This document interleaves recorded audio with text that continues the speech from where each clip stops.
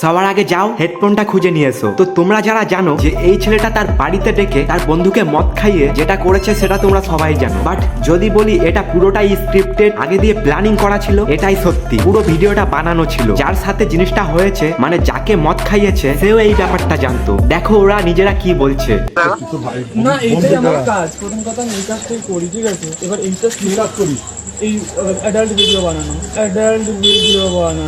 এবার সেইগুলো sell video বানাস তাই তো? তারপর হ্যাঁ করে টাকা কামানো। আর এটা আমি যাকে সেল করেছি তারা ইচ্ছা করে আমার থেকে প্রতিশোধ নেওয়ার জন্য ভাইরাল করেছিল। আমার এতে কোনো দেখলে ওরা এরকমই অ্যাডাল্ট ভিডিও বানায় এবং সেটা সেল করে, তার বিনিময়ে প্রচুর টাকা চার্জ করে। এদের টিমে মোট 5 জন আছে। এবার অনেকে প্রশ্ন করবে যে এই ভিডিওগুলো যারা কেনে তারা এই ভিডিওগুলো দিয়ে কি করে? তাদের হয়তো ক্রোমে অ্যাডাল্ট ওয়েবসাইট আছে, সেইখানেই আপলোড করে। আমি মানলাম সবকিছু পয়সার জন্য, কিন্তু তাও একটা ছেলের সাথে কিভাবে? আমার বন্ধুরা নাকি ভিডিওটা দেখার পরে একবেলা ভাতই খেতে পারেনি। ভাই আমার ভাগ্য ভালো যে এই ভিডিওটা আমি এখনো অব্দি দেখিনি। এবার তোমরা কমেন্ট করো কারা কারা পুরো ভিডিওটা দেখেছো আর কারা কারা আমার মতো ইনস্টাগ্রাম বা বন্ধুদের কাছে দিয়ে শুনেছো। তো চলো দেখা হচ্ছে পরের ভিডিওতে। আমার মন তোর